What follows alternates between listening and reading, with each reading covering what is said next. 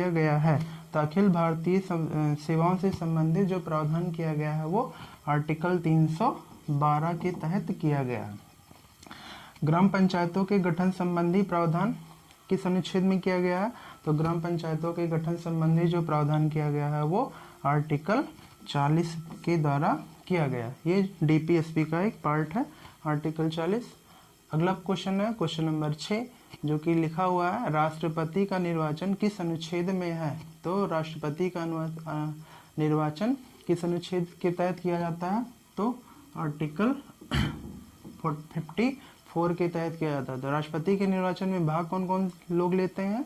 तो लोकसभा और राज्यसभा के सभी निर्वाचित सदस्य भाग लेते हैं, और साथ ही राज्यों की सभी विधानसभाओं के निर्वाचित सदस्य और दिल्ली तथा पांडिचेरी के निर्वाचित सदस्य, विधानसभा के जो सदस्य होते हैं वो भी भाग लेते हैं। भारतीय संविधान सभा को कब अंगीकृत किया गया? अंतिम रूप से कब लागू किया गया? जब अंतिम रूप पूछे जाएगा तो हमारा आंसर होगा 26 जनवरी 1950। लेकिन अंगीकृत कब किया गया? तो वो 26 नवंबर 1949 होगा। क्वेश्चन नंबर 8वां है, निम्न में कौन भारत को धर्मनिरपेक्ष राज्य वर्णित करता है? धर्मनिरपेक्ष राज्य, तो मूल अधिकार में बात नहीं कही गई है। कहाँ कही गई है? तो ये प्रस्तावना में कही गई, भारत एक धर्मनिरपेक्ष राज्य होगा। क्वेश्चन नंबर 9वां है, किसने कहा है कि भारत अर्धसंघात्मक राज्य है? तो ये बोला गया है केसी हुयर के द्वारा। ये बोला गया है कि भारत एक अर्धसंघात्मक राज्य है, पूर्ण संघात्मक नहीं है, अर्धसंघात्मक राज्य है। निम्न में कौन सा राज्य का सबसे महत्वपूर्ण तत्व है? निम्न में कौन सा राज्य का सबसे महत्वपूर्ण तत्व है?